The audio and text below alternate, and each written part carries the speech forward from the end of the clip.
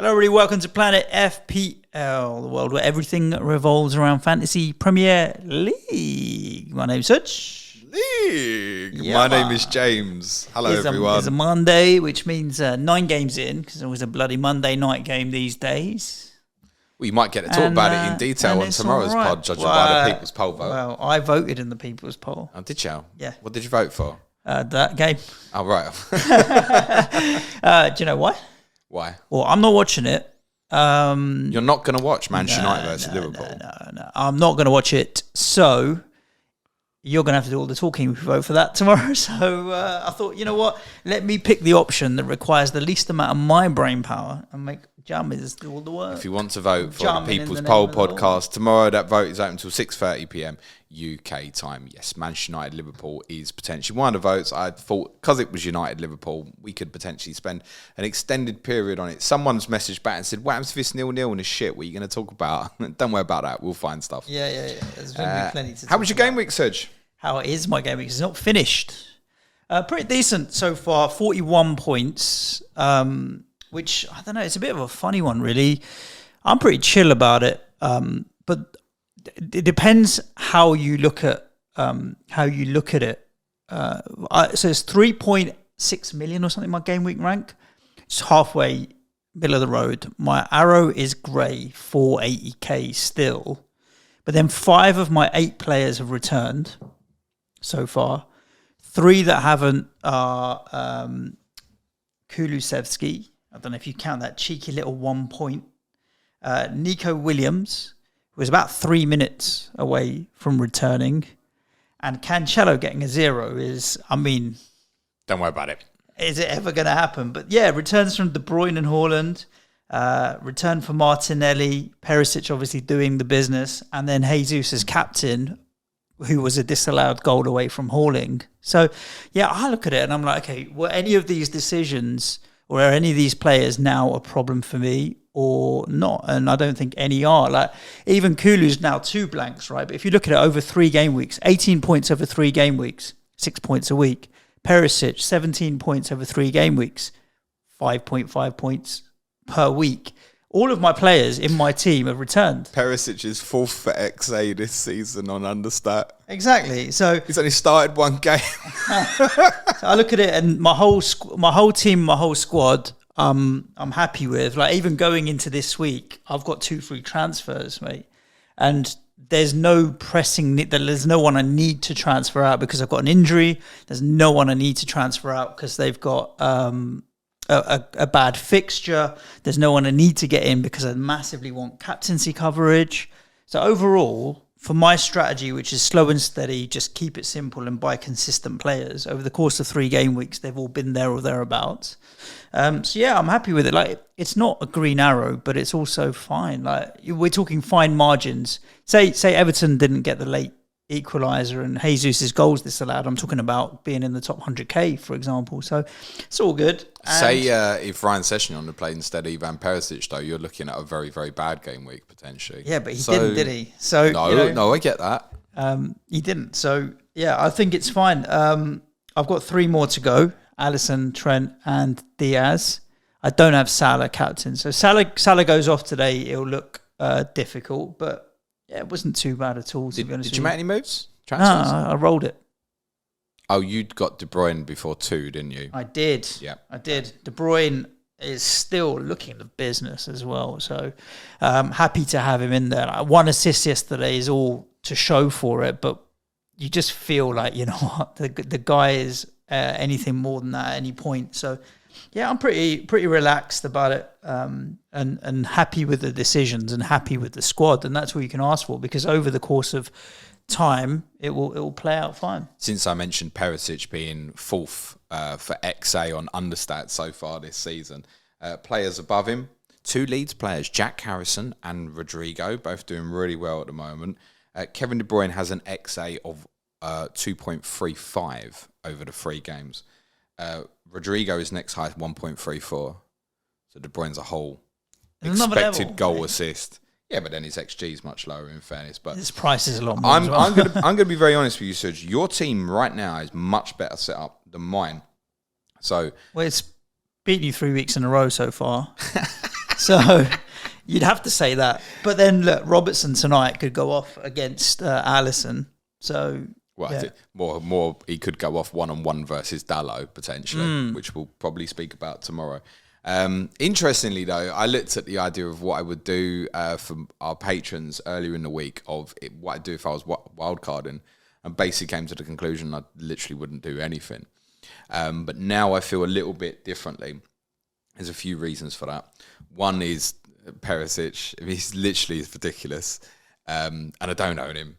And the thing is, though, I don't know if I want to fix it. Probably when we speak about Tottenham, we'll speak about it more. But I don't think he's guaranteed to start against Forest. Yeah, I'm almost. It's like, do I want to break it? I'd almost sell him. I'm more on the lines of selling him than holding him. Do not sell Iavn Perisic, mate. If you got him, you were at the game, so I've got to trust you. No, if you got him, you keep him, and now he's in. And it's not to say he'll definitely stay in, but you just deal with a rough and smooth with this bloke, I think. Yeah, but I think the advice from Planet FPL is go and buy him. Everybody go and buy him. No, that's not the advice. No, it is, because I've lost 0.1 in value, and I want that 0.1 to go back if I were to make the decision to sell him. Everybody buy Iavn Perisic because we want his value to go back to buy. Suj's selfish advice is go and buy. It's not just me. It's the however many serious, million people. Serious Perisic advice in the first instance. We'll talk about 20% ownership on him, though. It's pretty hefty considering. He should be more owned than Jesus, I think, if he was going to play every week. Wait till Friday at least, because honestly, Tottenham's Champions League draw I think is really important. Champions League draw is Thursday, and I think which day Tottenham play on the Tuesday or the Wednesday after game week 6 generally could affect if Perisic starts in game week 4. I really believe that. I obviously want Perisic. Probably more the problem at the moment is, so I did 2 free transfers quite early last week. I sold Cash, Kieran Trippier. That was a shit free kick, wasn't it? For Sessegnon and Reece James, combined 2 points. I didn't start Sessegnon. I actually started Andreas Pereira, so it didn't work out too badly for me. But I'd gone early on Sessegnon to go to 4.5, thinking that he'd probably stay in the team, take it for 2 weeks, then knew that Perisic was going to come in and they would rotate, and they will rotate in the coming weeks. Buying Reece James is obviously fine. What happened yesterday happened yesterday. But do we want him staying at right-sided centre-back? No, not really. And obviously with Koulibaly suspended for Leicester, there's every chance he'll play right-sided centre-back again, isn't there? Yep. Cucurella could even end up playing left-sided centre-back in theory against Leicester at the weekend. Think of Vardy running that channel. Yep, I could see James playing centre-back again at the weekend. I think James is still a good longer-term prospect. The biggest problem for me right now is I got to put my hands up and say, and I want to say this now before tonight, going against Mo Salah has been a mistake. Why are you laughing? Because he's going to clip that. Because he's going to clip it, make it a meme, and add some music. It's going to look great when Salah gets sent off tonight, obviously. Well, it's been a mistake because Sonny hasn't delivered. It's been a mistake because Sonny is not delivering. So you could say maybe not Salah. I certainly wish I was sitting there with Kevin De Bruyne with the 2 home games coming up. And I can't get Kevin De Bruyne in unless I make another move. So it's going to be a hit. Because Son's lost value. And in spite of Sonny at the moment's not really doing it for whatever reason, reality is he still has a good fixture himself this weekend. It's not like he can't go off at Nottingham Forest. Do I want to take a hit to remove Heung-Min Son this weekend away to Nottingham Forest? Doesn't feel quite right. No. So probably just got to put up the barricades and deal with it. That said, I think if Salah's the best captaincy for me in 4, Bournemouth at home. I don't depend on what happens tonight, obviously, in terms of staying fit. Don't think we can look beyond that. Obviously got Jesus now. He's offering himself. I captained him at the weekend. Bothered that he got 4 points. No, he could have hauled. He could have quite easily. Mad. So it's fine. And it's Fulham at home this weekend. It's fine. You fancy captaining him? No. As it stands, I've got it bust on Jesus. Yeah, and I would probably captain over De Bruyne. I wouldn't captain him over Mo Salah. I would captain him over Son at this moment, and same. I'd captain him over Kane at the moment as well. So it's one in De Bruyne, can't get there in 1 free transfer. I almost feel like something like Robertson getting injured tonight just makes my life so easy because I just look at it and go, fuck it, I'm going Robertson to Perisic, I'm getting De Bruyne or Salah in this week, and I'd arguably maybe go De Bruyne because I like the 2 home games there together that they've got, but then Mo's got 2 home games as well, and then Everton away in 6. But the idea, obviously, originally we're not going with Mo, was that I wanted to take Salah on with Son and Haaland for the first 6 game weeks. Part of the problem now is Son is 100% still first choice at Tottenham. It's not in question. But again, the day that Tottenham play in the Champions League is really important. If it's the Tuesday, Son is not playing Forest, West Ham and Fulham and then the Champions League on the Tuesday. Somewhere, even if it's the Champions League game. Charleston will get minutes. Absolutely. He's going to start one of them games, I think. And the same applies to Haaland. So looking at it on paper going, oh yeah, Haaland at home to Forest in 5, Son at home to Fulham in 6. Great. Could both be 1 points. I like the fact that this Champions League is going to create some divergence in strategies for people. I think so, yeah. Moving forward. My two dilemmas right now, and to be fair, this was my dilemma before Chelsea went and leaked 3 goals at Leeds, was I've got no Arsenal defensive coverage and I've got no Chelsea defensive coverage. So the debate was then, and the way I can do it is twofold. So Alisson would go to either Mendy or Ramsdale, and then Nathan Patterson would go up. But I wouldn't be able to get to anyone decent in Chelsea for 4.5 million unless Fofana pops up there. So really, Saliba... It's now 4.6. Is, well, yeah, okay, I'll find the way. Is he gone up? Did he go up yesterday? I didn't even check. Up. But that would mean downgrading Alisson to Mendy. So Mendy being my Chelsea defensive and Saliba being my Arsenal defensive coverage and getting rid of Alisson. But then Alisson's got Bournemouth at home this weekend. Doesn't make sense. No, it doesn't. And but then what do I do with my free transfer this week? Like, genuinely, I've got no money. So what do I'm going sideways. With any move I make, I'm going sideways or downgrading. I can't downgrade my 2 4.0 defenders. What am I downgrading to? I can't downgrade 4.5 million midfielder in Pereira, and I want to keep him. And I can't downgrade Cameron Archer. I'm happy with all the rest of the players. So the irony is now, and again, it's obviously subject to fitness. We're saying Man City are playing a friendly in Barcelona this week, where apparently the top players Barca are trying to make a bit of money so they can register their players for friendly. Barcelona put in another lever. Yeah, let's invite Man City in for a friendly. The top players are going to go out there and play. They're obviously going to play reduced minutes and stuff, but I wouldn't go buying a Man City player. It's almost inevitable that a Man City player is going to go and get injured in that friendly, isn't it? Almost inevitable. I wouldn't be buying their players early. So it's interesting. So you're in a position where you don't know what to do with 2 free transfers. No. I know what I want to do, but can't really justify it in terms of I want to get either De Bruyne or Son in. I want to Salah in, and I obviously want to kind of rework to get Perisic in. But the sensible idea is actually probably I'm just going to suffer it again, take the chance, depending on that Champions League draw, that maybe Sessegnon starts at Forest. Yep. Because Pereira's not as easy to pick this week, is he, away to Arsenal. But then I've got De Silva at home to Everton, so could play him. We probably won't get the Tottenham information this week before deadline, like we had it again on Friday. Basically, everybody knew by Friday afternoon that Perisic was going to play. Yep. We probably won't be that lucky this week with Tottenham not playing until 4:30 on Sunday, deadline being Saturday morning. So there's every chance I'm just going to suck it up and just roll, I think, rather than force something. It just doesn't make sense. Taking Son out, I know he's not been performing well, but taking Son out for a hit for Nottingham Forest away doesn't seem to make sense. That said, I know there'll be people listening going, yeah, James, honestly, get Perisic in for Robertson and get Salah in and captain him. I'm not saying I won't. But I won't make any decision on it till after Thursday's Champions League draw. Because that is going to... Then I think we can plot a little bit further ahead and go, oh, okay, they're playing Wednesday, Saturday, Tuesday in the Champions League. That Saturday in the middle is going to be a dodgy one for player X for captaincy. We can start looking at things like that. Whereas, say, take Haaland as an example. So it's Palace this Saturday, Forest Wednesday, then they go to Villa the Saturday. If the Champions League game's not till the Wednesday, then I'm not so bothered. I think if the Champions League game's to Tuesday and they're going Wednesday, Saturday, Tuesday, Haaland's not starting all 3 of those games. Guardiola's made that clear. And you'd think the Champions League game's definitely going to be one he starts. So he's either not starting Forest at home or he's not starting Villa away. And I think that applies for a lot of these top players. It's going to be really shaky around this Champions League period in terms of big hitting captaincy options from City, Liverpool, Tottenham, and at certain points having concerns whether they're going to start. Fulham at home is the one I'd be really concerned about. Son at the moment. And I think he, on paper, is the best captaincy option in 6 at the moment. And Haaland's the best for 5. And it might both of them might not start. Yeah, it's difficult. We can't answer that now. Yeah. I'm pretty chill though at the moment. It's all right. I think it was just ticking along nicely. Guess who's back from holiday? Nico's back from holiday. What's your team saying?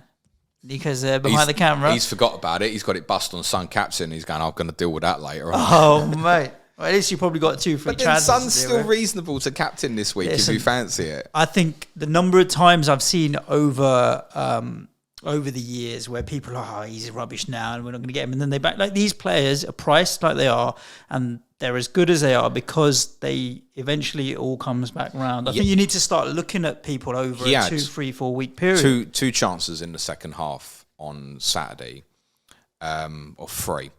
One when Kane hit the bar and it dropped to him and he didn't connect with it properly. He had one where Kulusevski came in off the right and played it into Son on the near post and it hit the post and went wide. And he had one where he was breaking through 1-on-1 and he got intercepted. In none of them moments did I think he was going to score. I never think he's going to miss, Suj. Yeah. So something in his... I know what you're saying. Like, it's not like he's not trying or anything. Something just... I can feel it. I can feel that it's just not right there for him at the moment. We'll talk about my team later on. And it's like, Bowen's the same at the moment. Having said that, on Thursday, I mean, he scored a perler from outside the box in the bottom corner. So it's not like he hasn't hit one, but everything else has not been right. And I think what people have to understand is like teams don't become bad. Well, teams can become bad teams and players can become bad players. But generally, like my team hasn't become a bad team. We're just a good team in bad run of form. Son hasn't become a bad player. He's just in bad form. So... You don't. That just takes one or two things to in click bad out form. of it. I just at the moment don't have that natural it's just not sense quite that, right. That I and don't it doesn't sense take he's gonna more score. than one goal and suddenly confidence in your body language and everything changes. Well, this is it. He could still go to Forest and get a hat-trick at the weekend, couldn't he? It's the reality. One goes in, he scuffs it, and it bounces up and flies in off his arse, and suddenly you're like, you know what? The monkey's off your back, and off you go. You can go for it. So, these players are consistent for a reason. That's why I don't overly like jumping and chopping and changing between them, because we've seen it with Sonny before, and the second half of last season, the man was on fire. So. But now with the game and the pricing, I ironically you should be jumping between these premiums. You can, if you have some money. The only one we can't get to, neither of us, is bloody Salah. If I'd brought De Bruyne ahead of 2, I'd be sitting there pretty happy now. I think not that bothered, but I am at the moment. No, it's not a concern about captain Jesus this weekend. I think that's perfectly reasonable at home to Fulham. They've been very good to start with, but they are still conceding goals and stuff as well. That's fine. I had some decent returners this weekend. Ramsdale, Martinelli, Haaland, Jesus. But there's no bonus in any of it. Andreas Pereira assist for an 8-pointer. That's a little touch. That's worth keeping an eye on because he could have got more than the one return at the weekend. He's definitely the standout, 4.5. But I don't want to start him at Arsenal at the weekend. Yeah, we'll talk about him a little bit when we get down through the games. You want to get through these games? Should we start talking about them? Go on in, sweetheart. So you started up first, 1-0 at home to Wolves. We thought, obviously, I'd predicted, I think 2-0. You'd predicted 2-0, hadn't you? And it didn't quite play out like that. But I think Wolves suddenly, with 2 new signings, and particularly Nunez coming into the team as well, his FPL price $5 million. Yeah, worth watching that. Honestly. And I expected it to be more. It just felt prior to the game, you're like, okay, we've sold Gibbs White for like whatever is reported, 45, and then we've got this guy for less. It's a fair deal. Well, no more. I thought it was 38. Gibbs White is very unlikely to get up to 45. Right. It's 25 initial, add-ons, okay. Which should be hit, and then add-ons which are very unlikely to be hit. It's probably like qualify for the Champions League or something. So they're within a region of, within a ballpark of a transfer in, transfer out, and he's coming at $5 million, but everyone's raving that he's a hell of a player. Well, he very nearly scored at the weekend. Yeah. He had 2 very good efforts for them. And he played as the most advanced of their midfield 3. Yeah, as a $5 million number 10, you're thinking, all right, maybe it's, or number 8, whatever you want to call it. They've got a few more good fixtures as well. Wolves obviously have got Newcastle on Sunday, which is a tough fixture. They've got Bournemouth after that, and then Southampton. Then they've got a really tough run. But he's worth keeping an eye on at $5 million. He really, really is. Good player. Tired the longer it went on, but... Yeah, I mean, the Premier League's a different pace to any other league. So I was very surprised that he started.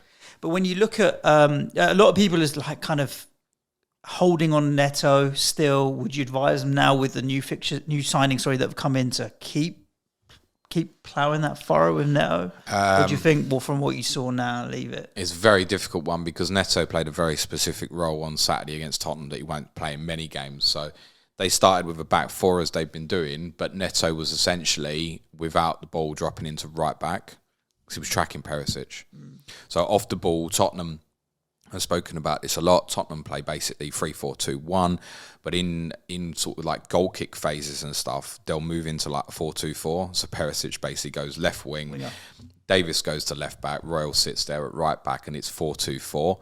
So to counter that, Wolves dragged Neto all the way back with Perisic whenever he did that, and he was basically playing right back in a back five in certain phases for them.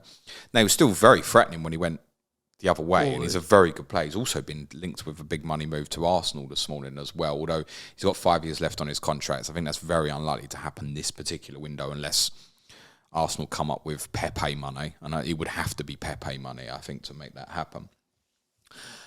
So I think if that's the only time you've seen Neto this season and you're judging it on that, that's very difficult on him. The next 3 fixtures are okay. The problem is, like you tweeted during the game, the stats. I think the stats at half time they backed you in the first half. 2 shots and we'd had 2 shots and they'd had 12 or something. But you also still never felt like they were going to score, right? Because they don't have a striker. You just don't get that feeling about them. Like I thought they played really well in the first half. They deserved to go in front at half time, no doubt about it. They were really good. They overloaded us in the midfield, which is a common problem for Tottenham, by the way. When we come up with teams who play free in that position and we just have Højbjerg and Bentancur, we're a man short, right? But then you still got to breach the back five.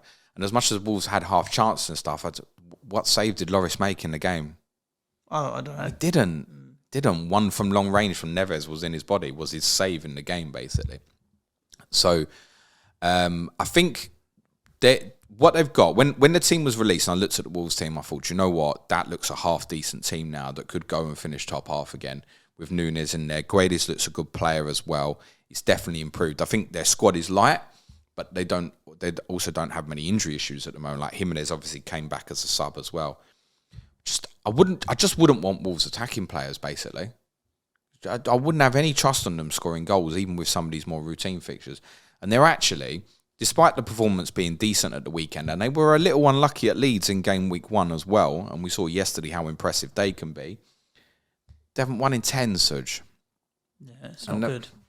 The pressure builds. The fixture list of Leeds, Fulham and Tottenham, they'd want more than 1 point on the board. Yep.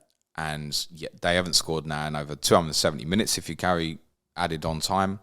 Obviously, it scored in minute 5 against Leeds game week 1. I wouldn't want Wolves attacking players. So I think with the fixtures that Wolves have got in the next 3, yeah, sure, you could hold Neto. But if there's alternatives and he's your biggest problem, I'd deal with it, would be my take. You're that desperate for Perisic from what you saw? He's ridiculous, Suj. Yeah, I know. I held him through, and I played him in every single game. So you don't need to convince me. And you know what I told you when you sent me your team before the game week 1 deadline. Me. I hate you for keeping Perisic because I knew that I wanted to do it. I probably wish I had. I wish I'd started with Doherty as well, just so I still had Iavn Perisic. Basically, like honestly, ridiculous. He's so 2-footed. He's got one of the best lollipop standovers I've seen. He does it. It's just so smooth when he does it. His crossing is absolutely fantastic. Sometimes you've got him right on the touchline, you think he's got nowhere to go, and he still delivers quality every time. It was interesting that the second half started and he took the first corner that we had in the second half, and I'd obviously made a point last week saying, look, just be a bit cautious. Sonny wasn't on the pitch. There's no guarantee Perisic is taking them. So he's gone over to take left-footed corner again from the far side, and I'm like, oh my God, shit, he's going to... But then he's had the flick on from a Son corner, which scored the goal. So you're obviously going to get it mixed up.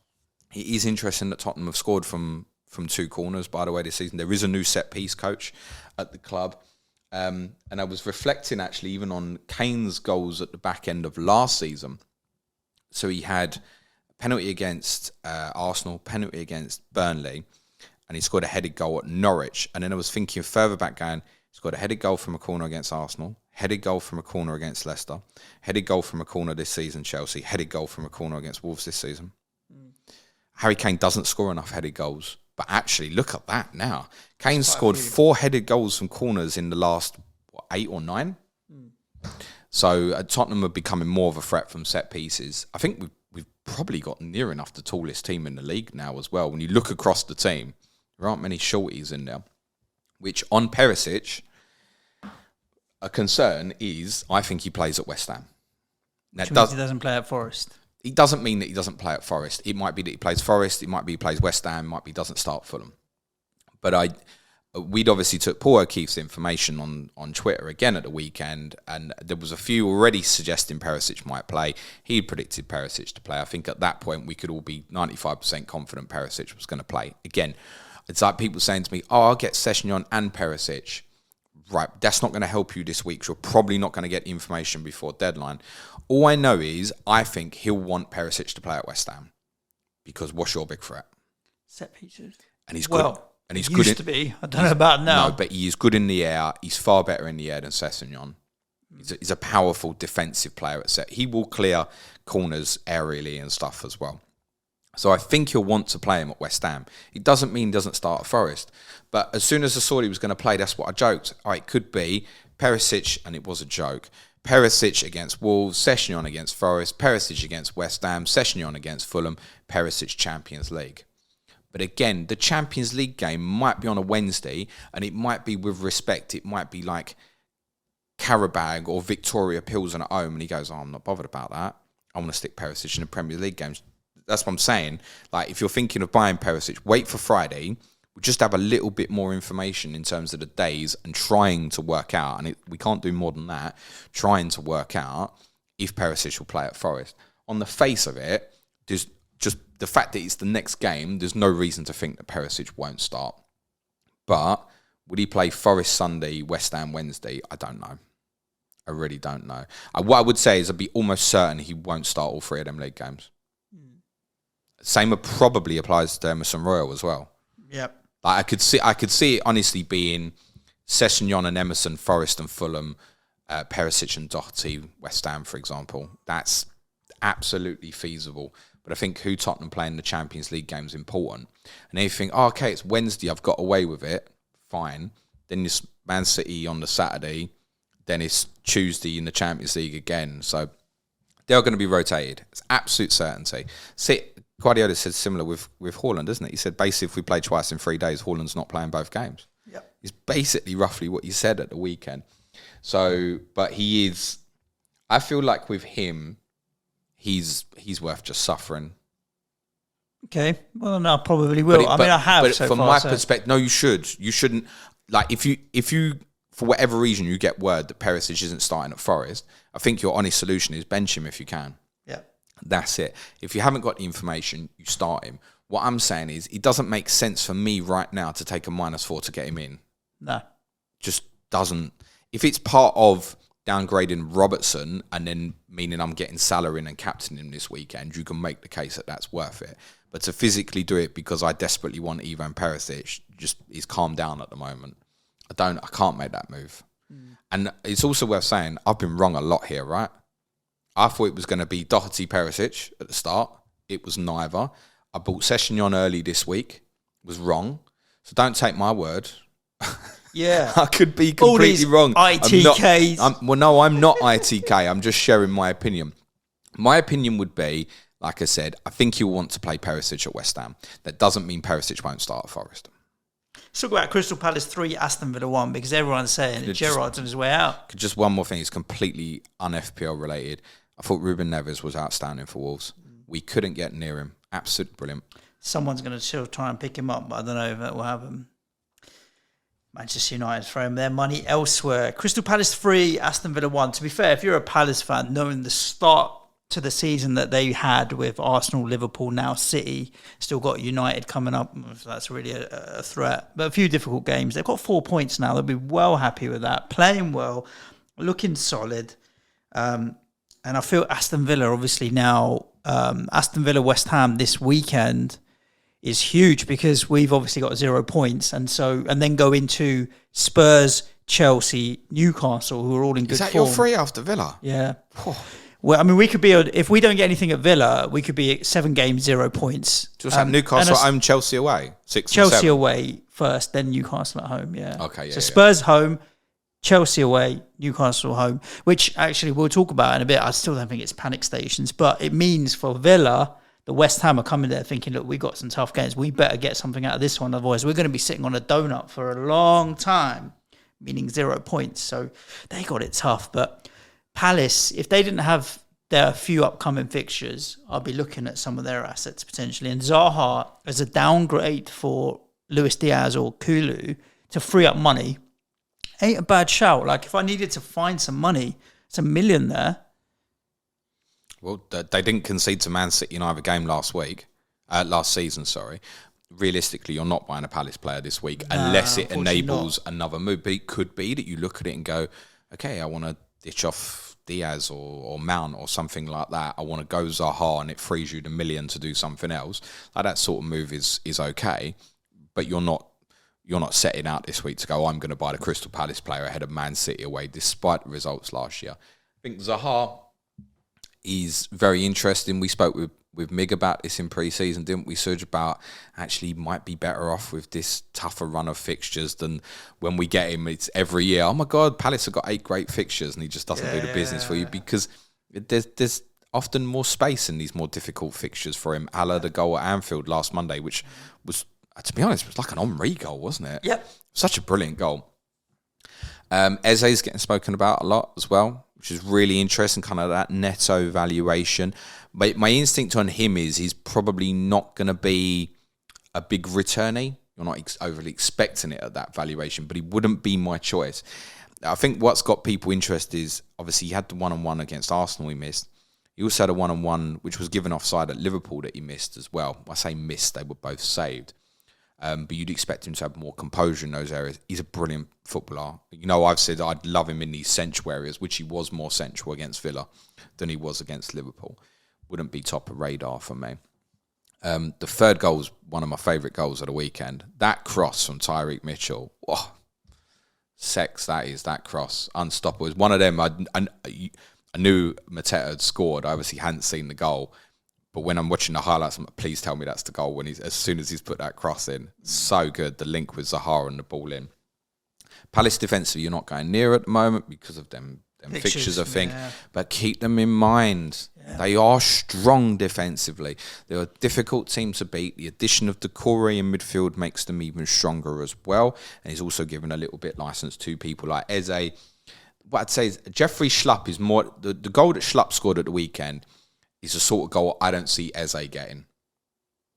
He wants to sit and see the game. Schlupp is more likely to be the one, and I'm not saying by Jeffrey Schlupp, by the way, but that's a Jeffrey Schlupp type of goal. Eze won't get those type of goals. If I was looking at Palace right now, it would only be Zaha and not anything else. For Villa, I mean, I'd pretty much be... everything. Yeah. But we have had the answer to the question, Bailey or Almiron. Well, Bailey got 5 points, Almiron got 7. So we now know that the answer is Miggy Almiron.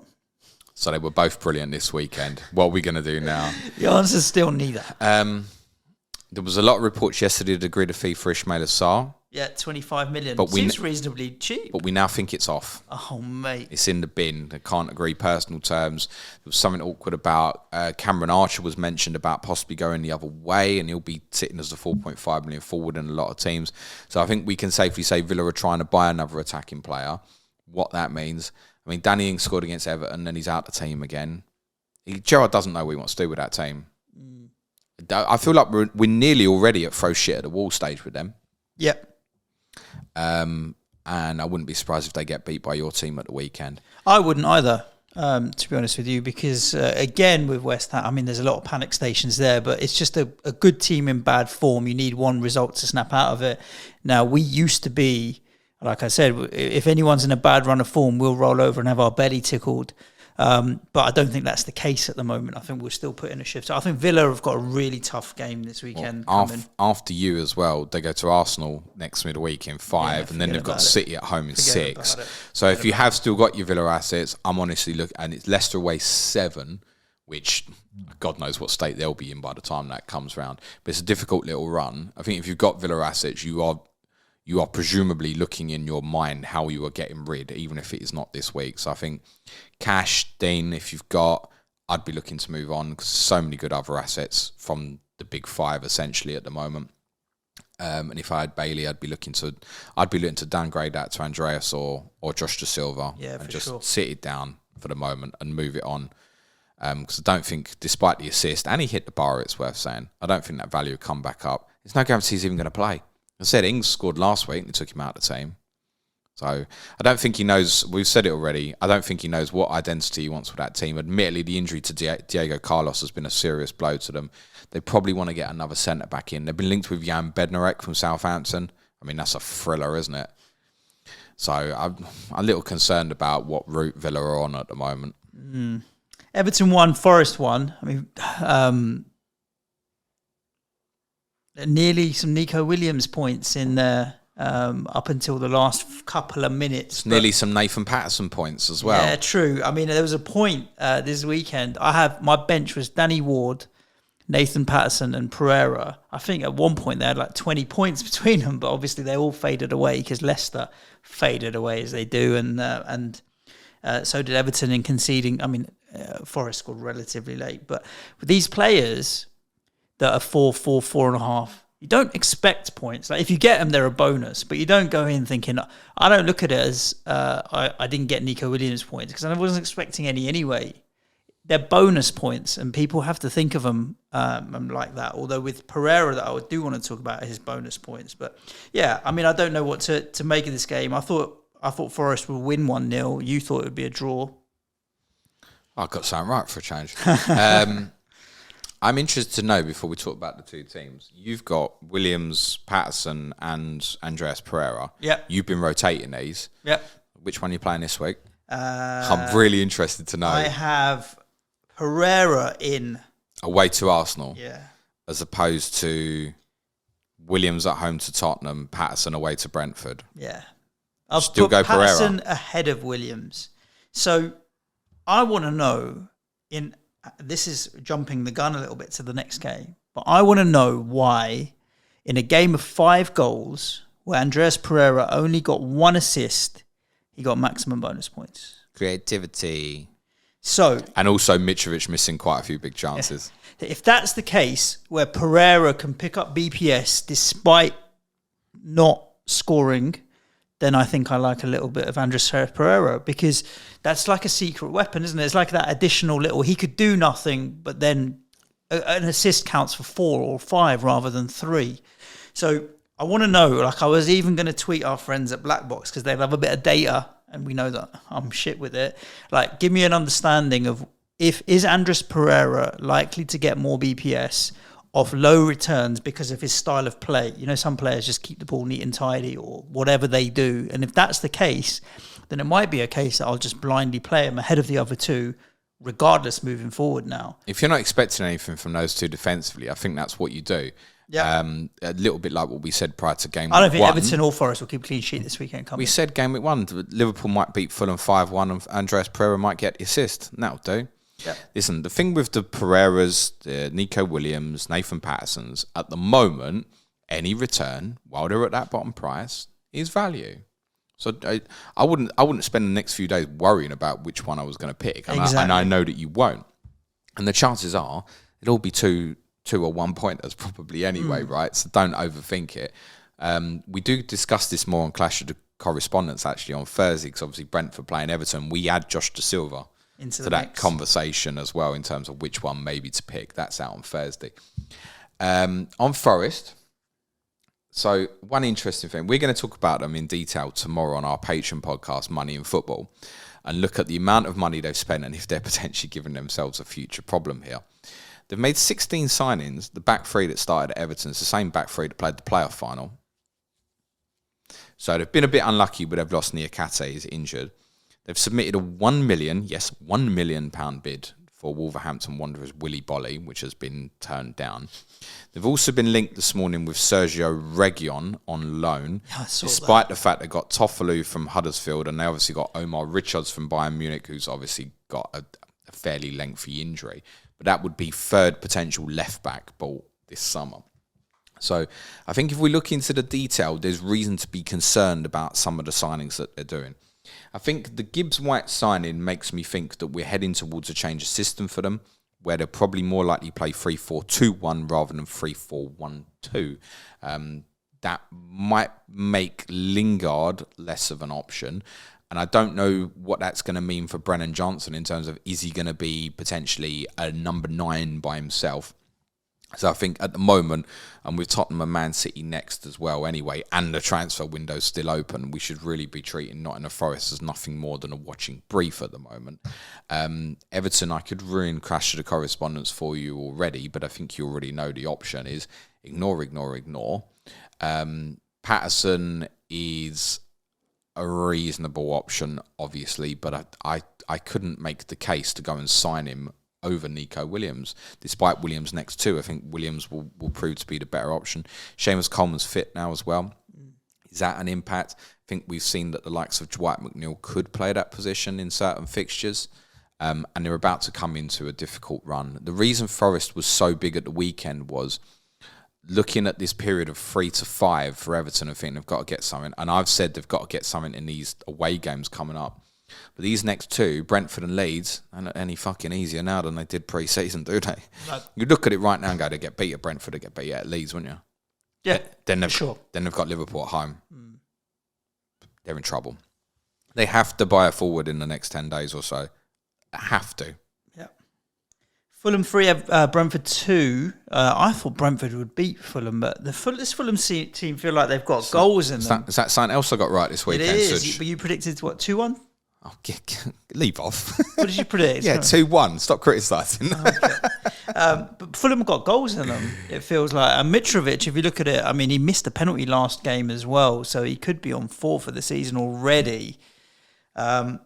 I saw Decord over Reed was due a price drop as well. I was sure he scored, didn't he? I had to double check myself. I mean, that's reasonable that he's in for a price drop. Interestingly, on Mitrovic, I don't know who owned him, mate, to be honest with you. Technically, Mitrovic's 2 goals against Liverpool in one will remove the penalty, but the headed goal and the headed goal at the weekend have a theme to them. It's pulling on to fullback. So, obviously, against Trent, it's a bit of a mismatch in game week 1, that header at the back post. And obviously, Brentford had made a lot of changes in game to try and throw the kitchen sink at Fulham, which had done quite well in terms of getting back into it. But it meant for that goal at the end of the game, and Babu came on and he was slinging balls in from the right-hand side. Mitrovic managed to get himself up against him. Mbumo had gone into wing-back by this stage. Again, complete mismatch. And it might be one with Fulham where you need to be considering, if you fancy Mitrovic for returns, fullbacks of the opposition. We wouldn't normally say, right, centre-backs for your fullbacks, but he does like to pull on to the far post and get at people. And if he can see advantages there, then he will do. This weekend, what they got, so you're probably looking at Ben White, Zinchenko. So if Fulham could get the ball right from the left, could he do damage against Zinchenko at the back post? Yes. That said, how many of those opportunities are Fulham going to create against Arsenal at the weekend? Probably unlikely. But they've made a good start, very quietly. The 5 points from those 3 games, they should be absolutely delighted with. It's another one where I think Everton fans should be even more concerned than perhaps they might have been pre-season, because the 3 promoted clubs have all done something already. Yep. And for Fulham to be unbeaten in those 3 games is impressive. Very. And they easily could have won at Wolves. They probably wouldn't have deserved to, but obviously, as you'd said, Mitrovic missed a penalty in that game. But good against Liverpool. They absolutely dominated Brentford, who dominated Manchester United for the first half hour of this game. I watched it back on Saturday night. Brentford changed system, and we speak about this a lot on Clash to Correspondence with Tom Med, that they'd, against Leicester, they changed to a back 3 at 2-0 down, got themselves back in the game, stayed with the back 3 against Manchester United, battered United, then played Fulham, went back to a back 4. Changed in this game again to a back 3, and suddenly it was much better. The reason they lost the game actually in the end of this game was there had too many cooks on at the end, right? Because they were throwing too many attacking players on. That's where the goal came about. It doesn't actually answer what Brentford are going to do next. Because logically, actually, when we look at it, it probably makes more sense for Brentford to play a back four against Everton. But at the moment, it's working much better for them in a back three, which again, it's been a narrative. Last year, their results improved massively because they changed from a back three to a back four. So I don't quite know what's going on with them. And all I mean by that is that makes me a little bit concerned about wanting to invest in their players that I don't like not knowing. So a good example right now would be Rico Henry. Very reasonable potential option at 4.5. Probably would have been the player that I'd gone for if I didn't buy Ryan Sessegnon. And actually, he assisted Tony's disallowed goal at the weekend with a similar sort of pass, although over a much shorter distance than the assist he gave Tony at Leicester in Gameweek 1. Is it wing-back? Is it full-back? Am I overly interested in what I think Henry's returns could be? But there is a relationship there with Tony. We also think that it's better for Tony to play when Brentford play in a back four, rather than when he's actually got the partner from Mbeumo. Because when he's got Mbeumo right up with him, he tends to drop in a bit shorter and open up the space for Mbeumo in behind. He's doing great at the moment. And of course, the caveat is a lot of people be saying, I'm not bothered about the formation, James. They've got Everton at home this weekend. And yeah, I can't really argue that. And they've got good long-term fixtures, Brentford. We've spoken about this a lot. Their run now, basically up to game week 16, is pretty good. Their hardest games on paper are home games against Chelsea and Arsenal. They don't play Tottenham over that period. Don't play Liverpool. They've got a good, long, sustained run of fixture. I think their hardest away game on paper is Newcastle. I think up till Man City in game week 16. So you can definitely invest in them. I think De Silva is obviously absolutely fine. I repeat what I've been saying most weeks is buy Pereira over De Silva, but I've got both and that's absolutely fine. I'd just be a little bit cautious with him that he's potentially blocking your avenue for free Brentford. And that might sound ridiculous, but Raya, Henry, Tony, and if you're short of even the money on Mbeumo, are all reasonable options at the moment. I want David Raya. I mean, if I was to go from Alisson to Raya, it frees me up a nice amount of money, but I don't see clean sheets. Like, I don't see him getting battered, but is it worth it for the clean sheets? They'll leak ones and twos. Do you think they'll keep a clean sheet against Everton? Yeah, it's a good possibility. Yeah, absolutely. It's a good possibility because of Everton's striking problems for sure. On Fulham, just finally as well, Jay Stansfield obviously played 4.5 forward. He's not likely to stay in the team. He played in a wide area, but essentially he's more of a central player. And I'm sure Fulham will invest. They've obviously lost Wilson, Solomon to injuries, now Cabano unconfirmed period as well. So basically they've lost all three of their wide players. They're left with Decordova-Reid. It's another reason why their start is fantastic, because they've lost key attacking players. So it's impressive that they've done so well in these opening games. I wouldn't expect Stansfield to be keeping his place in the team.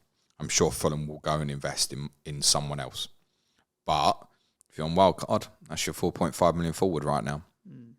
Let's talk about Leicester 1, Southampton 2. Obviously, the Leicester games do start 1-1, above average, say.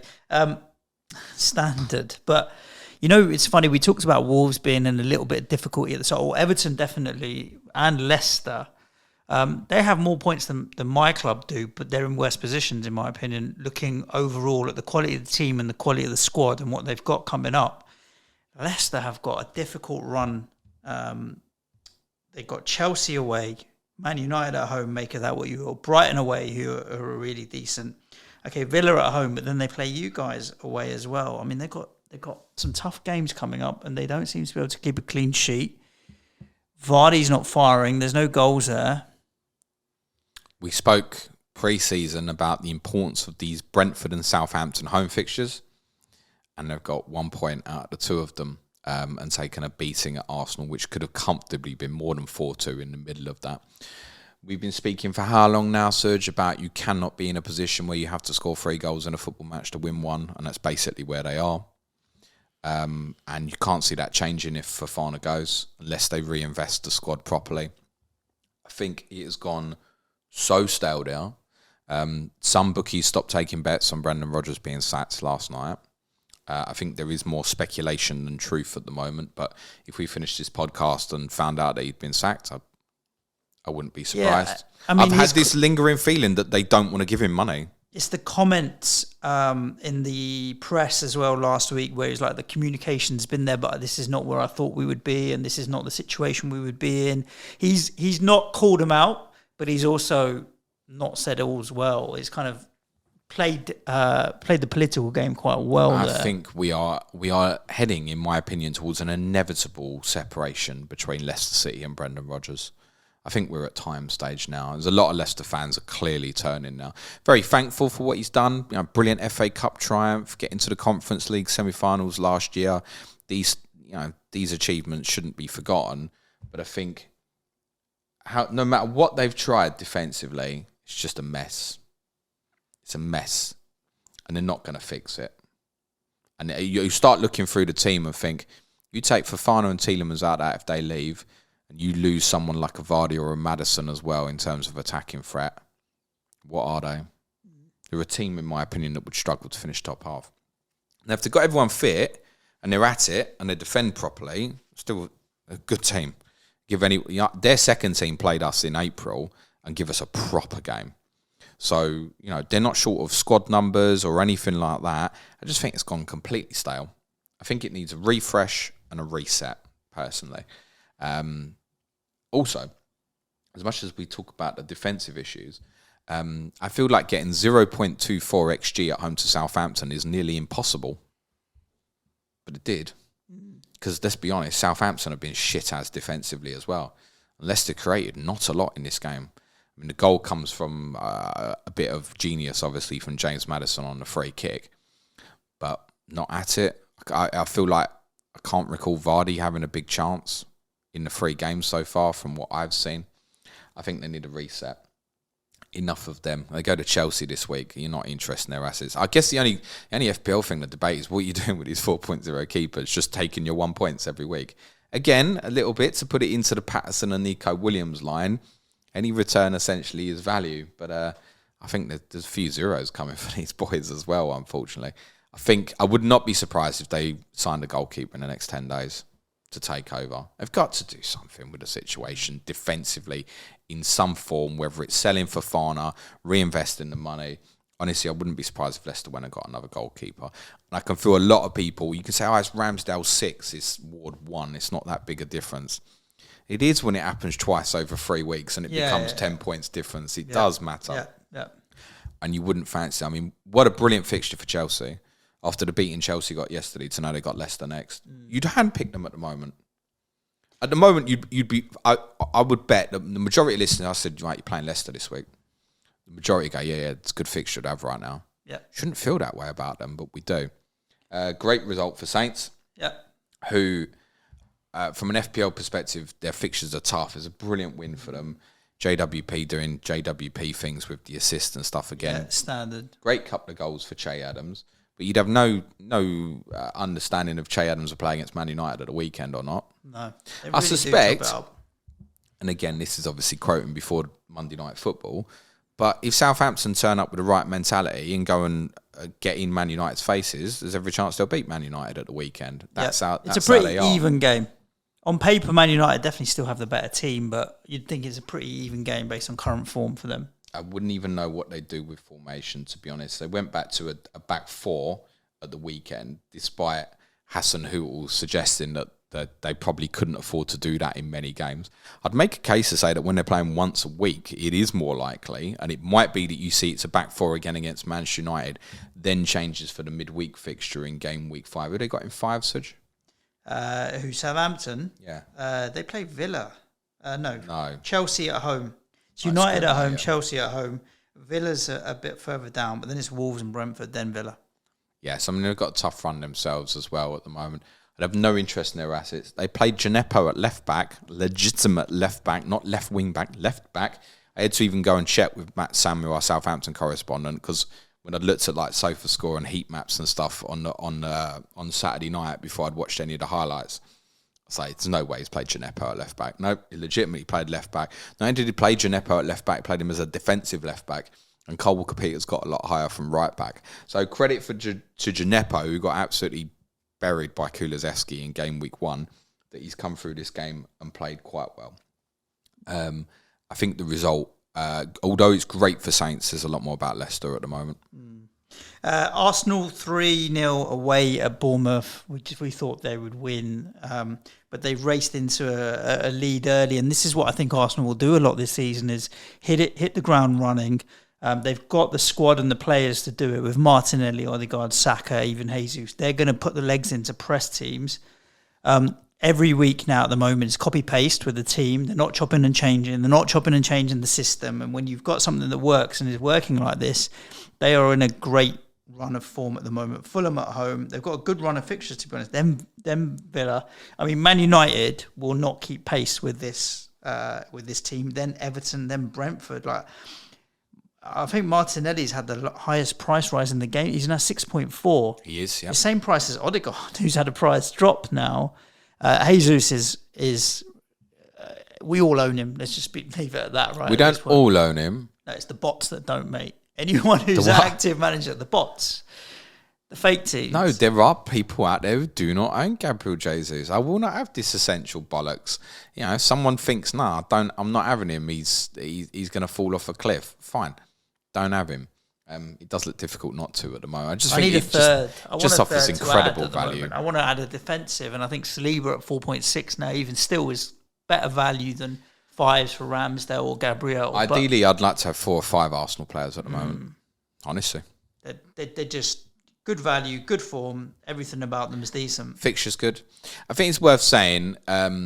I'd said to someone after they won at Palace that I wouldn't be surprised if they went into the North London derby, which is game week 9. I wouldn't be surprised if they went into that game top of the league, even going into game week 9, because the fixture is just literally so good on paper.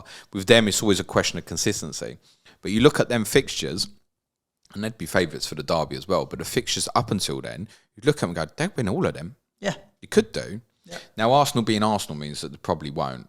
I mean, I would make a case that over their next 5, the hardest fixture is Brentford away. I'm sorry, Manchester United fans. But Brentford away is... Brentford will give Arsenal a proper football match. I wouldn't rely on Manchester United to do that at the moment as it stands. We know on paper United is the harder game, but I think you get what I'm saying. So I think this run for Arsenal can certainly continue. I mean, Fulham and Villa next 2 at home. See, there's no way I'd be selling an Arsenal player at the moment. The only thing I'd consider is in terms of moving some money like Ramsdale for someone else, or having 3 attacking players rather than a defensive one. I've got Ramsdale, Martinelli and Jesus. I have no intention to move that unless I need to find the money. But as I said, if I did find the money, I'd be thinking, oh shit, I need to get a Saliba in, or even gamble on like Odegaard. Look at Saka again. Saka's dropped. Saka, I thought, was far more involved defensively at the weekend against Bournemouth than he had been in the first 2. He's down to 7.9 now. I think the problem for Saka is I can't make a case for him over Martinelli, but it doesn't mean that Saka can't still be a good asset as well. So if I was sitting there right now with Saka, Martinelli and Jesus, I would not be worrying about that. I'd be going, that's absolutely fine going into them next 2 fixtures. They could blow Fulham and Aston Villa away. What's the home game after United? Is it Everton, is it? Yeah.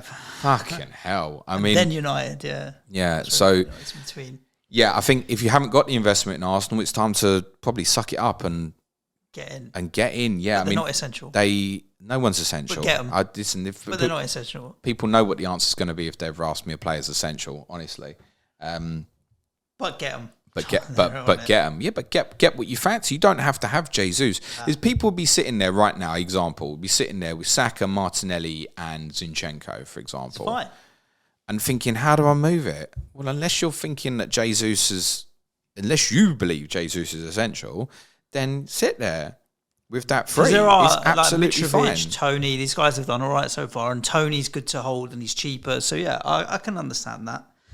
Let's talk about Leeds 3, Chelsea 0. Obviously, I was at my game. Just briefly. Oh, go on. 7 goals conceded in the last 2, and then Liverpool away this Liverpool weekend. Obviously issues. Salah is the best captaincy option this coming week. I think, obviously, subject to him staying fit beyond the game tonight. They started with a back 3. They moved to a back 4 in the second half. It was a little bit better, but Arsenal had this game won so easy and so early.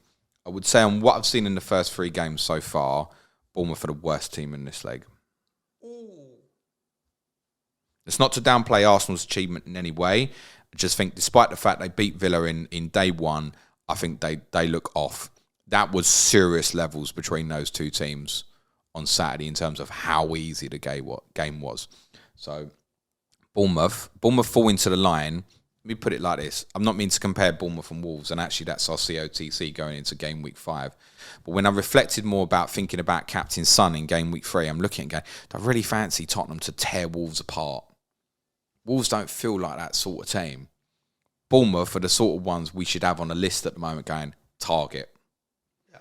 And I think we can have Fulham and Forest there as the other promoted teams as well.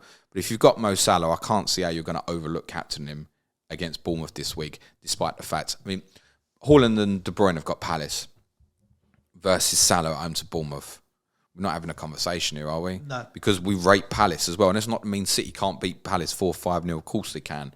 But in terms of, from a captaincy perspective, best case scenario, you're looking that way. I think in terms of other teams to target, like I'd be putting Leicester in there at the moment. I'd still put Southampton in there. I'd put Villa in there. I wouldn't have any fears about captaining the player against those teams at the moment. Leeds 3, Chelsea Everton, 0. obviously, as well. So this is one that obviously I didn't watch because I was at our game, but at half-time, you know, when they announce scores from around the ground and suddenly you hear Leeds 2, Chelsea 0, and everyone cheers because you want Chelsea. You're like, but really? So you think, all right, Leeds 2, Chelsea 0, it was half-time. Chelsea surely got to sort their act out. And at the end of the game, you look at it and it's actually gone further and it's 3-0. And yet in the morning, I need to get some Chelsea defensive coverage at the moment. Now, Koulibaly's got himself sent off and they've conceded 3 goals. Tell me what is going on. Do I need Chelsea defensive? Shall I just swerve and avoid them? No, I wouldn't swerve and avoid. I mean, you've got Leeds, Southampton next 2 fixtures. It's absolutely fine. No, they just played Leeds. Sorry, Leicester and Southampton is what I meant. Sorry. And then yourselves, is it? I think so. Yep. Yeah. So, I mean, that's at home as well. So the fixtures are okay coming up. I think, yes, the Reece James, by the looks of it, probably is going to have to play right-sided centre-back again against Leicester, but there's nothing to say they won't go right. We'll bring Azpilicueta in, we'll move Cucurella to left-sided centre-back and play Ben Chilwell, and then it's Cucurella's the one playing left-sided centre-back. That said, I think what I said about Vardy and wanting to hit that left-hand channel, which he prefers, probably means, yes, that Reece James probably will play right-sided centre-back again. And he's, of course, not quite the same option from that position, yet still had one of Chelsea's best efforts yesterday with a long-range strike. Will still be on plenty of set pieces and stuff as well. So I certainly wouldn't be bombing Reece James out. I think it's one, you could make a case to say that he would be an enabler for Perisic for me, i.e. if I move it on. But I just feel like that's one where I go, I'm only going to want Reece James back in a couple of weeks. What I really want to get to is Trent, Robertson, Cancelo, James, Perisic, and just forget about it. Is really where I want to be. So I still think James is the outstanding one. I think Cucurella had a few chances yesterday, half chances, and he's obviously interesting, was very popular in the lead up to deadline, obviously at his price, and if he's going to play wing back. The loss of Kante is huge. Of course. And Kovacic is out as well. And that's the biggest problem for Chelsea at the moment. You got midfield. Yeah. So Gallagher in a deeper role just didn't really work, to be totally honest. I think what you want from Gallagher, all the things we assess from him, we like him being the harrier and etc. And he was receiving ball back to goal quite deep and leads his pressure. I mean, fair game. It's one of the best pressing performances you will see from a team this season. It may even prove to be the best because they absolutely swarmed Chelsea, and it's not easy to do. It's really not. Something to be conscious of, though. What I mean by that is not many other teams will do that. Leicester this weekend are not going to come and swarm over Chelsea. Southampton might next Tuesday. Leicester won't this weekend. And obviously Tottenham didn't last week. And there might be something in that in terms of how Chelsea look, pressure on them and no pressure on them. Tottenham are not a big pressing team at the moment under Antonio Conte. Leeds might just overnight have become the best pressing team in this league because we obviously knew from the Bielsa era that they could go in hard man to man and stuff. What they've now got is pressing with structure, and now we're seeing it. It felt like quite a sizable moment for Leeds where there was an acceptance of where they're going now with this manager, and I quite like him, Jesse Marsh. I think he walked in there almost impossible job because of the love that Bielsa had from the crowd and stuff, and that's not forgotten. But I feel like he's now got his blueprint on this team with the new signings. I think particularly Adams and Rocker in midfield. Adams is an absolute beast in terms of his work rate. They're a good partnership. We had concerns in the summer, didn't we? Take Phillips out of that team, take Rafinha out. Bamford's been injured. The attacking players are providing. So Rodrigo, Harrison and Aronson, I think, are all quite interesting at the moment. Rodrigo, interestingly, I saw a stat that his goal output per minutes played since he joined Leeds, actually, he averages an attacking return in the Premier League every 180 minutes. Now, at the moment, that's sizably more, right? He's the top scorer in the league and stuff. But that's better than I thought it was. So a 1 in 2, OOP at the moment, and I think that will stick for the moment. Yeah, while he's playing in this form, well, I just think as well, to drop him. I think because he's in form, don't rush Bamford back. Get him right. Yeah, get Bamford right rather than rush him back. So I think probably Rodrigo sticks up front at the moment, which is OOP and he's in form. We shouldn't necessarily overlook that. We've got a very difficult game against Brighton at the weekend, but then it's Everton next. I've got Forest at home after that on a Monday night as well. Decent run of fixtures. So I think Rodrigo, Harrison particularly. I think Aronson's quite interesting. Do you know the XG for his goal yesterday? According to XG philosophy. 0. I don't know. Go on, tell me. 9.9. Okay, as all right. High as it gets. Let me tell you, that's bullshit. Is that higher than a penalty? No, listen, 0.99 XG on that goal is bullshit. It's 1. Okay. It's like literally, he's never not missing. We've seen misses where people sky it from 1 yard out and stuff. I think it's the first one in the Premier League that's actually had a 0.99 XG, okay. I think. Edward Mendy has had feet problems for a while with Chelsea, and it had been coming in the game. Not that to the extreme that Aronson's obviously won the ball off him, but the fact that Chelsea were just, you could feel they were wilting. That's big. It's big to say that Leeds made them wilt. So really good. Defensively strong performance. When they needed Meslier to make some key saves, he did. This wasn't a fluke, Suj. XG in the game, even if we removed the Aronson chance, would still have Leeds at comfortably double Chelsea. Really good. Nice. 3-0 wasn't far off of a fair reflection of the game. They were extremely good. Chelsea attacking players I'd be very concerned about. Mount, Havertz, Sterling. Oh, they've got Leicester. Don't sell your Chelsea players. A West Ham 0, Brighton 2. Defeat at the London Stadium. So how do you look at it? 3 games, no goals scored, bottom of the table, 0 points. Is how some would look at it, and crisis at West Ham, and you know how football fans are. They panic, and then they think, all right, everything's going to end and the whole world is over. Just don't see it like that. Just don't see it like that at all. We are not where we want to be or should be, but I think West Ham, to be honest with you, if you look at if you like a little cheeky little bit of XG, I was looking at our XG over the first 3 games, and I think it's 3, 4 and 5 against. So we should have conceded 5 goals, and we have conceded 5 goals. We should have scored 3 goals, and we have scored none. Yeah, give or take. You're about right. Give or take 3.1 XG, expected goals against 6.39. It's double, Suj. Admittedly, you've got Man City in there. But we've conceded the 5, and we've scored none of the 3 that we should have had. 2 home games. Home game against Man City, you remind me how many shots on target they had? 2. Conceded 2. Brighton, how many shots on target did they have? Yes, 2. How many goals did we concede? And of those 4, 2 are penalties, right? So defensively, actually, we've not been hideous, and we're not leaking loads of chances and letting teams have loads of shots against us. Ironically, Thilo Kehrer obviously came into centre-back yesterday. That's the most blatant penalty you'll ever see, isn't it?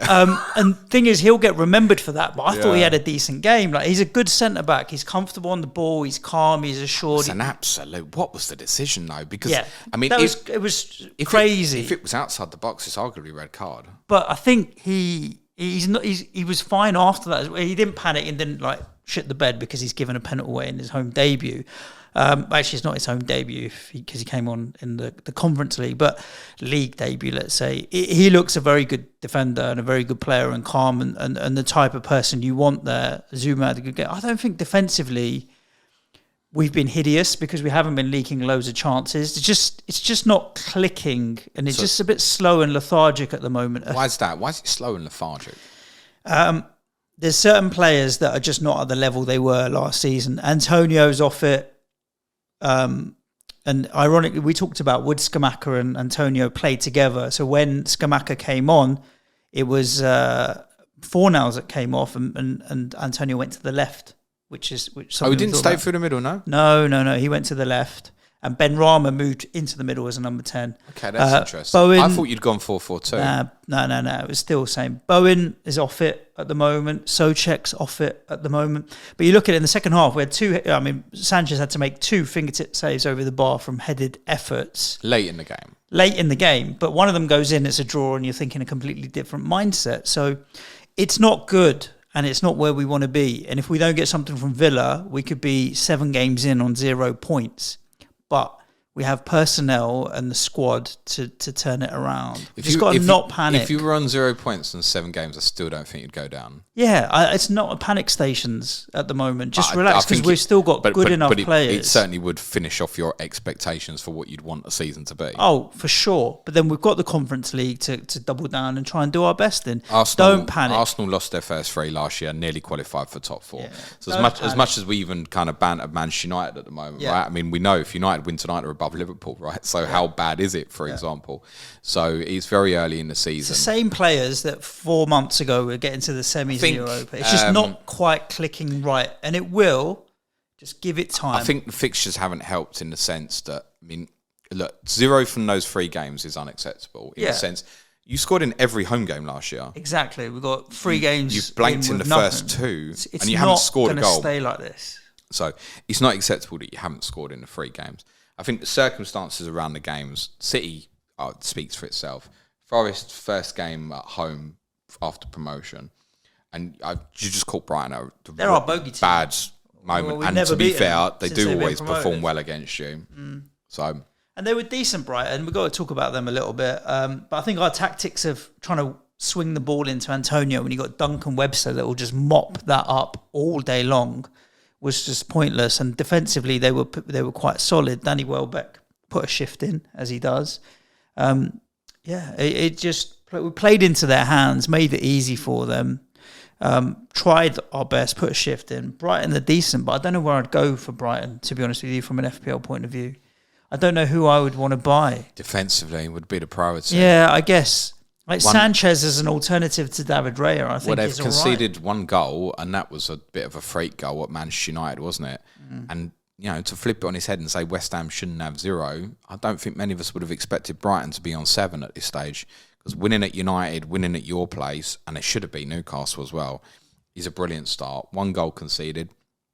I think they play with a system which most teams just literally cannot deal with. They are right now the best team in this league. Careful, don't overstate that. But the best team in this league in terms of moving between system. This Trossard left wing back becomes left-sided forward. It's so seamless for them. You have this illusion when you play Brighton that they have 12 players on the pitch. That's the kindest thing I can say. Are they going to go and challenge for the league or anything like that? No. I think Danny Welbeck is so important to what they're doing at the moment. That's not to say he should be in your FPL teams. I'd rather look at Trossard, who may move central now that Estupiñán's coming in. And ironically, it may give Brighton a little bit of a headache because this Trossard at wing-back is what's working this seamless formation. It's so much because of Trossard. And Estupiñán, I don't think is going to play the role in the same way. So I wouldn't expect him to rush into the team, actually, because I think that changes what Brighton do with and without the ball. So if you're looking at them, Dunk, cheap as, Sanchez, cheap as. I'd be a little bit concerned about Webster at the moment because obviously Levi Colwill's there as well, gone on loan from Chelsea, and he's not gone there not to play, and that's probably going to be his position. Similar, Webster could move to the right and come in for Veltman. Dunk will play, no doubt. So if you want a defensive one, I think Dunk, he'll be a threat from set pieces. Sanchez fine in goal. Of the attacking ones, I'd pay the extra for Trossard. I really would, even from that starting left wing back position. Yep. Brilliant finish for the goal. Look at his position when he's running through between the centre-backs to score. Yeah, but then at that point, Estupiñán was on the pitch and he was from a starting higher position, in fairness. Lovely assist from Gross, wasn't it? Gross and Mitchell's assists this weekend, 2 of the best you'll see all season. And a lot of people looking at him. He is playing this very advanced position at the moment. Again, honestly, rather pay the extra for Trossard. I think Trossard's got the hauls in him. People say, well, Gross got a haul at Man United. It's not going to happen often. We got confirmation, which Sam Murray had told us in the summer, that McAllister would be on pens as well. I know that's upset a few Gross owners, but we did think that it would be McAllister on the pens because he took the 2 at Wolves quite late in the season, didn't he? 1 scored, 1 missed. They're really good. Do you think they could break into the top 6? I think if they kept that, if they keep Welbeck fit all season, I think they could. Because I just think what he enables them is smash it long is wrong, but they can just smash it long for him. They didn't create. His off the ball movement. He's outstanding. Loads of chances yesterday, but then they didn't need to. The control of the game was all right. But they created loads of chances against Newcastle last week and didn't score. This is it, right? This is it. Consistency for Brighton will be the challenge. I think something like Newcastle, to be honest, are more likely. So let's talk about Newcastle 3, Man City 3. This was, if you're talking about 2 boxers slugging it out, this was probably more that than Usyk Joshua was on Saturday, wasn't it? Really? Oh, this was a better boxing match than that. Exactly, no doubt about throwing punches left and right. This one I didn't have to deal with the hot local girls in your area pop-ups either, mate. I was just watching it on the TV. What a brilliant football match. The first 20 minutes of the second half were breathtaking. The way Manchester City recovered from a magnificent goal from Trippier. But didn't ever doubt, even when they were 3-1 down. Oh, I thought they were beat. No, I never do. And within 10 minutes... Never do. The way they performed in that 10 minutes afterwards, it just absolutely went for it so hard. I never think Man City are beaten. Never. I don't think there's ever a time. I mean, okay, 4-0 down and maybe Haaland's off on a stretcher and KDB is also on crutches, then maybe. But I just never see them beaten. And actually at 3-3, I thought they'd go on and win it, to be honest with you. But then maybe this is just blind bias. It's an unusual one, but I half recommend that people go back and listen to Clash of the Correspondents from last week. Simon Bibby said they'd go for him. Yeah.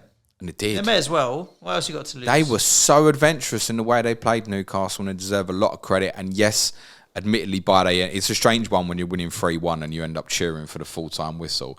I think that's the psychological. You don't want to get beat from that position. But there was certainly value for that draw that they got. A few interesting things I wanted to pick out on the City first, which Johnny Pringle had asked me to highlight that Guardiola had said. He spoke, I just want to read this quote out. He said, "We should spend more time in the final third, give more passes, but it's difficult because Erling is going. Phil has this aggression to go. If Jack plays there or Riyad or Bernardo play on the right, they are more calm and they help us to be all together. And when we lose the ball, we are there and they, the opposition, cannot run." What essentially he's saying there through the jargon is that they didn't have control of the game and he fucking hated it. And he doesn't want them to do that very often. Whether that's going to impact Phil Foden moving forward, I don't know. I thought Bernardo Silva was outstanding on the right. And he hasn't played there for quite a while, actually. I thought he was absolutely brilliant. So it might be an impact on Foden in the immediate. There was also this second occasion, and it wasn't quite like the occasion against Bournemouth where he could have squared it for Haaland in the first half but took the shot on.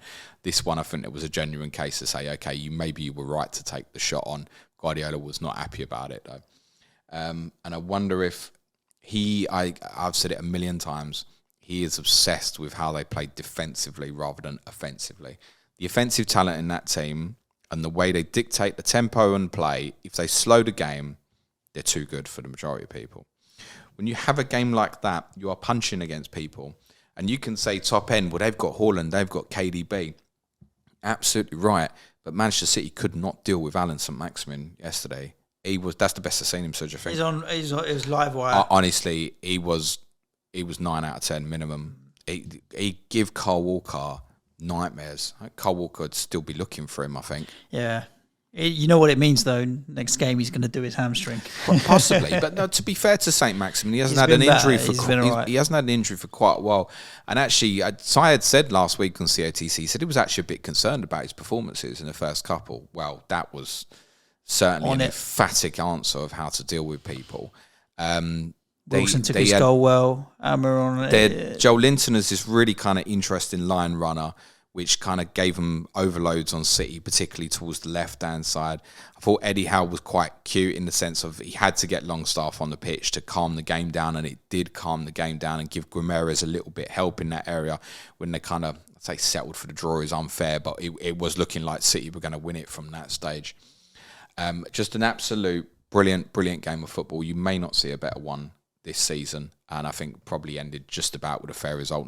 Newcastle certainly did not deserve to lose. Brilliant game of football. From an FPL perspective, it's another return from Trippier. So those who've held will be very happy.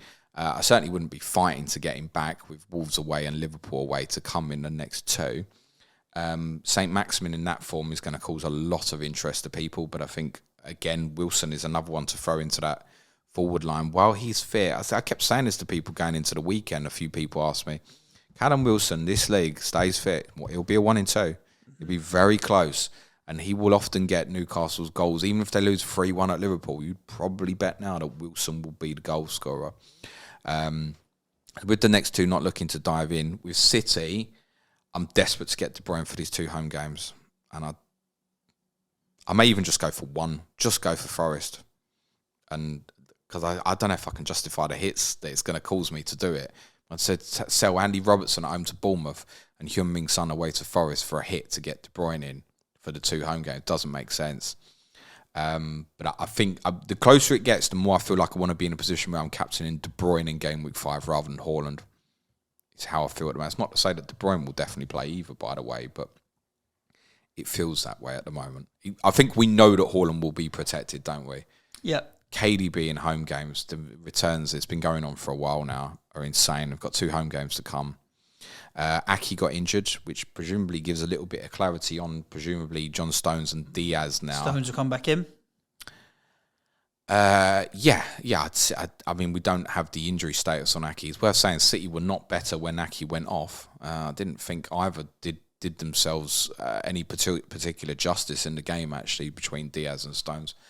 Last year, when they beat him at the Etihad 5-0 in May, what they did, Cancelo played right back, actually. And it really forced Saint Maximin back really deep in the game.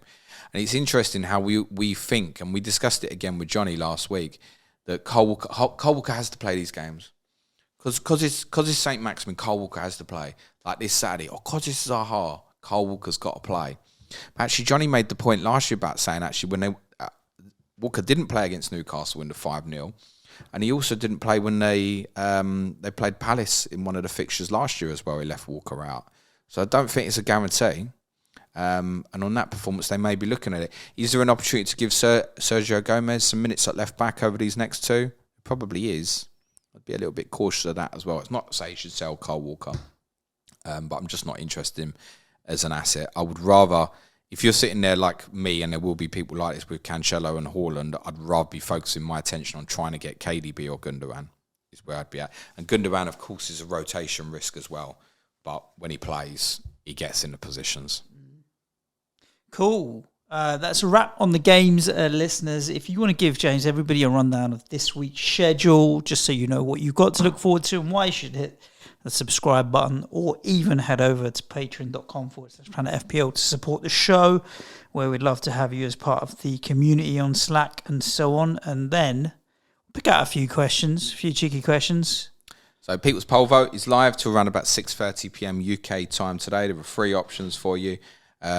Binned players. Premier League clubs are looking to bin players like Harry Winks, Sergio Reguilon, for example. Who are these binned players, and could they be useful for other clubs in the Premier League? Harry Kane, Premier League legend, or does he have to win a trophy, Suj? Don't answer that. People can vote for it if they want to.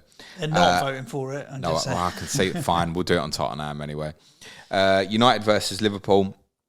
And yeah, we'll make half hour out of that, even if it's 0-0, no problem at all. That's currently leading the vote, but not by a lot from bin players, so you can change the vote if you want to. Wednesday is Sky Fantasy Football. Thursday, Clash of Correspondence, Brentford versus Everton, with Tom Med and Sean Norton, which is worth, you think, not interested. Listen, it's worth listening just to hear how me and Sean take the piss out of Tom for not owning Tony, and he can't get to him at the moment. Brilliant. But he does own 3 Brentford. He does, yeah. But that's part why he can't get there. He stitched himself up. He can't get there, best asset.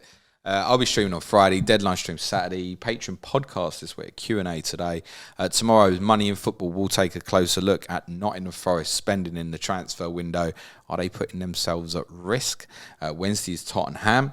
Well, I've got an apology owed to West Ham, actually, I think, Suj. I'll save that for Wednesday. Thursday will be a quiz based on the 32 qualifiers for the Champions League, which we'll know on Wednesday night. Champions League draw is Thursday, by the way.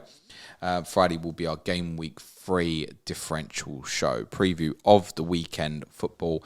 Advanced tier content is being increased significantly. There is 5 minutes added on every day this midweek.